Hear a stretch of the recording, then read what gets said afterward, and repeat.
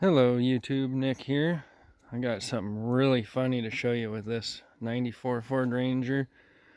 I just got it for free off a family member. I'm sure you already noticed that they were in a high theft area and they literally padlocked and hasped the hood of the fender, so I removed that. Then this is like pure stupidity. Like, I'm sure most people know you go from underneath to drop the fuel tank. You don't do that. Like, why? It was more work to cut through that than it was just to take the two dang nuts off or bolts out and drop the bands and drop the whole entire tank. Instead, they thought it was a good idea to cut a hole in the bed. They even tried to cut the freaking bed bolts out and literally slice it off.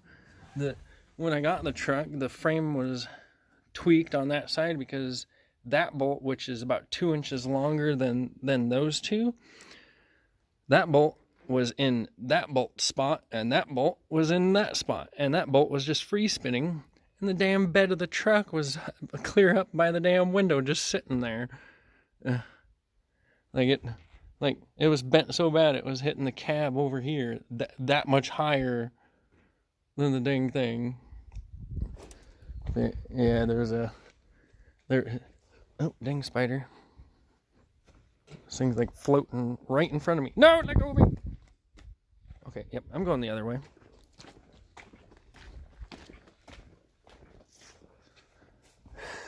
But yeah, there's a bed liner that was in it. Yes, Mazda. They probably got it for free or something, but yep, now I gotta find another bed for this thing or weld all of that back up and weld it back along that damn seam line, because the glue that was used there is popped apart. Like even right here, it's all popped up. But this is just stupid. Like, why would you ruin your truck to change a freaking fuel pump? Yeah, I got turn signal and wiper problems going on in this guy too. Just swapped it with that 94, swapped in here, and caused this guy to do something funny to where now it's shortening the batteries out. Oh, that's locked. But yeah, it's shortening the batteries out for some reason. Got the battery charger sitting there to charge it, but yeah. Son took the chain off of the dirt bike, never put the chain back on. It's literally sitting right there on the seat. But it's alright because my dirt bike is just sitting over there doing absolutely nothing behind the Capri. Gotta find a reed valve for a 4-stroke engine. Wouldn't you believe it? But yeah, it's got a little fancy reed valve. Can't remember the name of them. Pedal valve? Pedal reed valve? I'll show you. Actually, I don't have the valve, but I can show you where it goes.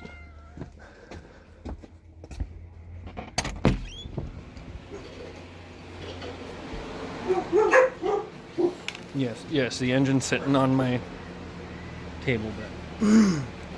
Yeah, it's supposed to go between those through this chamber. And the reed valve sits underneath this piece of metal right here that's lightly bolted down. I got the bolt up, but you can see it. The bolt sandwiches it, and the reed valve only has that far to move. And it's a 500cc 4-stroke engine. But pretty funny.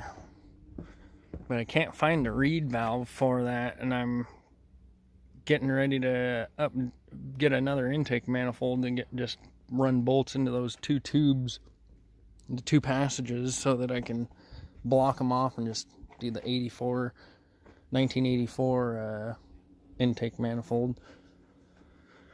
But yeah, got that. The 7.3 is just sitting there. We got all new brakes for it. I had my son bring all the brake components out because I want to teach him how to do drum brakes, especially big 3-inch ones. And I have no idea where he put all the parts. He probably put them in his room, I bet. But yeah, there's a whole slew of parts. Got 2 new drums, 2 sets of brake pads. Oh, other ATVs sitting right there. Yep. Oh, yeah. Sure, a lot of people know about this thing in the intake manifolds of the Rangers. These things rob a lot of horsepower, like literally almost 20. But they increase the velocity a little bit, so you get like 5 more foot-pounds of torque with these in, but you lose a lot of economy because of the restriction. Usually like 2 to 3%. It's like 1 mile per gallon when you remove it. But that was in this guy, and we removed that out of it. This guy, his 3rd gear is still messed up in it, and it hammers 3rd gear like it's a fucking race transmission, and I can't believe it's still holding together with 236,000 miles, something like that. It's a high 230s. This thing I'm getting ready to get rid of because I just put brand new tires on it less than a month ago, and it's already eating them alive. Like, there is nothing there, and it's got this weird lip on the back side of these guys, like it's got massive positive camber. Positive camber is where the tire goes like that. Yeah. No, is that no? Negative is in, positive is out. Yeah, so it's like it's acting like it's got a bunch of positive camber on it because I got that lip, but literally these tires don't even have 1,000 miles on them. This one's a little bit better, but it's got the same lip, but it's on the opposite side of the lugs, and it's got me baffled. I took the whole front end of it apart already, trying to figure out what's wrong, but yeah, took the hubcaps off of it because one of the hubcaps were going while it was driving. This thing, I'm so mad. The guy that I had stored, I didn't realize he tried to bend the car in half. You can see the door gap super little down there. It's huge up there. Like you look at the roof is even oddly shaped. This is a Fox body Mustang, just Mercury badging, and all Mercury did was they added a wide body kit, and literally they considered that the wide body kit in 1980. Yeah, and they changed the hoods out a little bit.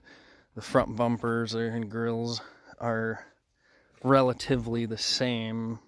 The Mercury one grills are different. The front bumpers, no, they are a one-off, aren't they? I can't remember about the front bumpers. I think they are interchangeable. Yeah, the Mustangs had the same front bumpers, I do believe. Or is it the rear bumper? The rear bumper is the exact same as the Mustang.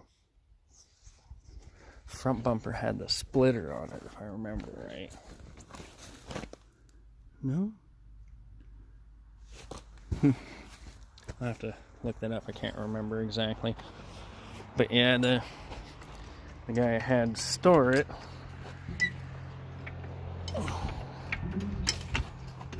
trying to fight through wire fencing back here under my hand and smashing my fingers. And got a freaking concrete block there too. And a brand new jack from Harbor Freight that likes to puke fluid out. But yeah, I don't know how well you guys can see this, but like that floor is going way up there. Like look at the fuel line, it's smashed. The whole entire floor right there is caved in. Freaking the guy had started. I told him this was my baby, and he's like, "Oh, it's a piece of shit." After he already took it, he called it a piece of shit. But you can see he tried to put a freaking tow hook right through here, and it shredded the entire underside of the radiator core support. The charcoal canisters hanging down. Yep. The whole entire radiator core support's sitting like this.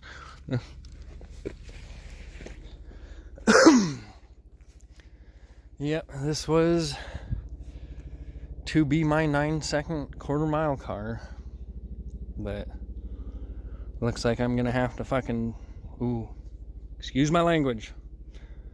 Damn it. Okay. Restart that. I'm gonna try and tube chassis this thing eventually. Don't know how well that's gonna go because I've never done it on a vehicle, and I've only got a Harbor Freight welder. No tube bender. I'm definitely gonna need to get a tube bender, but do a tube front end, do a tube frame, turn the thing into a giant freaking monster, tub out the whole back end back here, probably put like a 10-gallon fuel cell in the back right there, get 2 seats in it, get a steering wheel and stuff, and yep. My grandfather got me this car for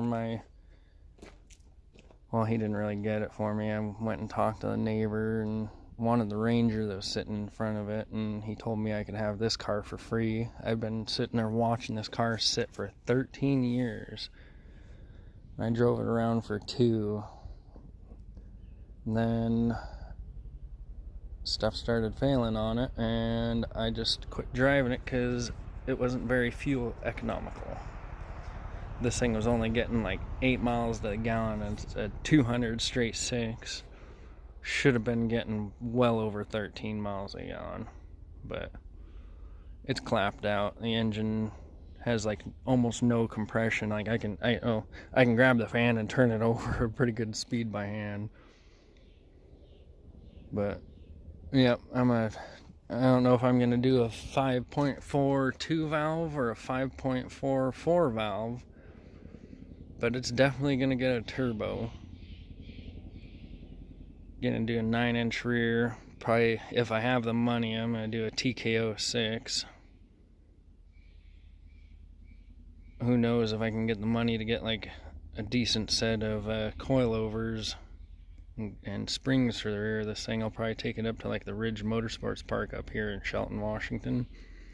See what kind of lap times I can lay down with it. My dream is for it to be a monster, and it'll eventually get there.